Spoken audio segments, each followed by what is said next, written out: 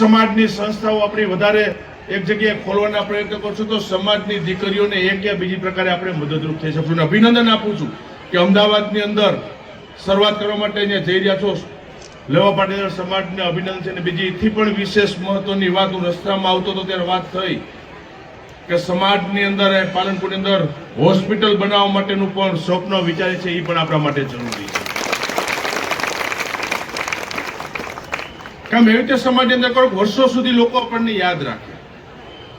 અને તમારી સૌ વચ્ચે આજે એક લેવા પટેલ સમાજના દીકરા તરીકે તમારી પાસે આજે વિનંતી કરું છું કે બાપ દાદાએ આપેલો વારસો અને ખાસ કરીને સંસ્કાર આપણા, જે અમારી વાત સાંભળતી હોય આપણા સમાજની દીકરીઓ, જ્યાં તમને મારો અવાજ સંભળાતો હોય ત્યાં કીધું કે આપણા બાપ દાદા અહીંયા પાઘડી પહેરતા હતા ને, એ આપણી સંસ્કારની આપણી નિશાની છે.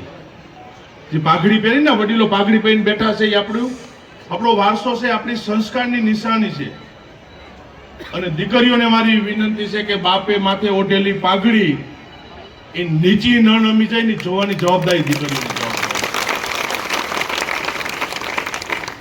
અત્યારનો સમય એવો સમય ચાલતો, દીકરીને એટલું જ વિચારું છું કે જે ઘરની અંદર મેં જન્મ લીધો, જે લેવા પટેલ સમાજની અંદર મેં જન્મ લીધો છે, મારા મા બાપે કેટલી મજૂરી કરી છે, કેટલી મહેનત કરી છે, અને ત્યારે એટલું નામ કરે. ભલે બીજું મૂડી નહીં કમાણો હોય પણ તમારો બાપ તમારું નામ તો કમાણો છે, એની પાસે આબરૂ તો કમાણો હોય છે.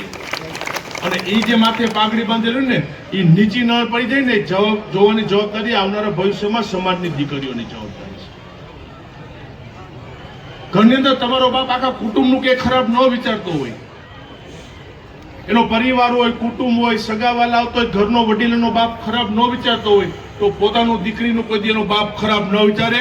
બાપ ઉપર ભરોસો રાખજો અને લેવા પટેલ સમાજ તો જ આગળ આવશે.